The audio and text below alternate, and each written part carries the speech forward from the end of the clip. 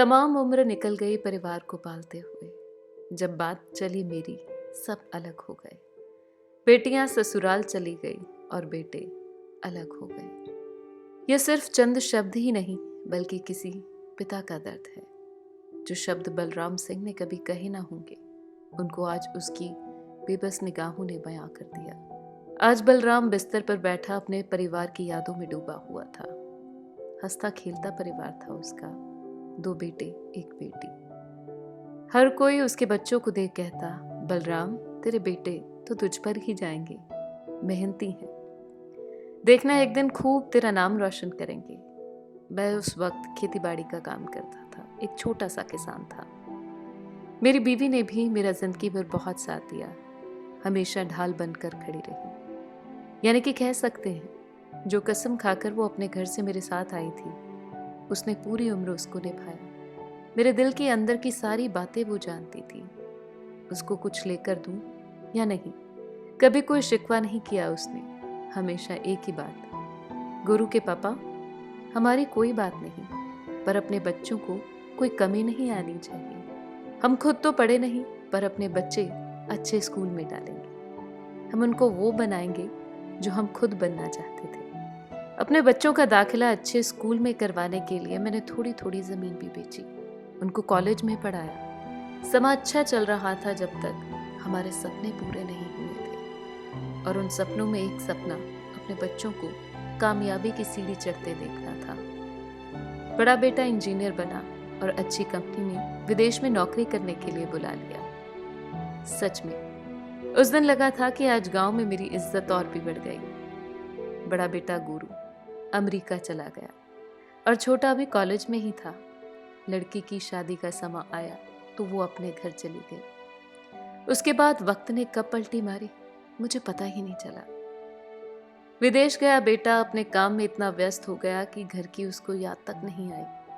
छोटा बेटा इकबाल एक दिन घर से कॉलेज के लिए निकला, पर वापस उसकी कटी हुई लाश आई। बस वो दिन था, मेरा आशियाना शमशान बन गया। सब मेरी आंखों के सामने होता चला गया और मैं कुछ भी रोक ना पाई। इकबाल के गम में उसकी माँ भी चल बसी, क्योंकि हमें भरोसा था कि बड़े बेटे के बाद इकबाल ही है जो हमें संभालेगा।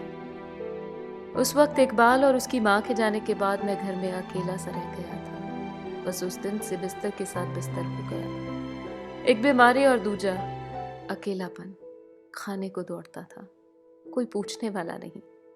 एक दिन मेरे घर कर्जा कंपनी वालों के दफ्तर से एक चिट्ठी आती है। अगले ही दिन मैं कागजात लेकर दफ्तर चला जाता हूँ।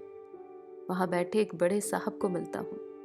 वो साहब कहता है, बाबा आपको 5 साल हो गए हैं कर्ज लिए, वापस कब करना है?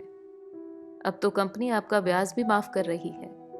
बलराम जवाब देता है, साहब मेरे पास तो खाने के लिए भी पैसे नहीं बचे, जो थे वो बीमारी पर खर्च हो गए। कुर्सी पर बैठा वो अफसर बलराम को कहता है, बाबा क्या आपके पास अपनी बीमारी का कोई सबूत है? तभी बलराम अपना मैला सा कुर्ता उठाकर अपने पेट पर लगे टांके को दिखा देता है। साहब जी, यह सबूत काफी है।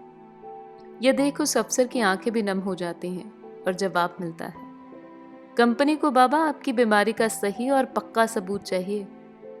यह सुनकर बलराम भरे मन से वापस घर की ओर चल पड़ता है। बलराम खुद को जिंदा मुर्दा की तरह पाता है। बस वो वक्त था जब बलराम के शरीर से उसकी रूह अलग हो जाती है। बलराम के पड़ोसी उसकी बेटी को फोन करके इत्तला देते हैं, और जब फोन जाता है बलराम के विदेश में रहते बड़े बेटे को, तो आगे से जवाब मिलता है, दुख तो बहुत है पिताजी के गुजर जाने का, पर क्या करूं? अगर सवाल अमेरिका में पक्के होने का नहीं होता तो शायद मैं आखिरी दर्शन करने के लिए पहुंच ही जाता। यह सुनकर वहां मौजूद सब लोगों की आंखें भर जाती हैं और कुछ दिनों के बाद कर्जा कंपनी वाले आकर बलराम के घर की नीलामी भी कर देते हैं। यानी कि बलराम को उस बात का सबूत देना था जिसके निशान उसके शरीर पर ही नहीं, बल्कि दिल और रूह तक को जख्मी कर चुके थे। आखिर सच ही कहा है नीलू ने। कहती है कि किस चीज का सबूत देना पड़ेगा मुझे, किस चीज का सबूत देना पड़ेगा मुझे? मेरे माथे की लकीरें, हाथों पर पड़े छाले क्यों नहीं दिखते?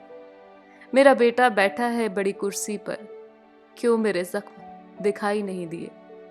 देना पड़ेगा सबूत मुझे उन पैसों का जो मैंने कभी खुद पर खर्च ही नहीं किए। सबूत देना पड़ेगा।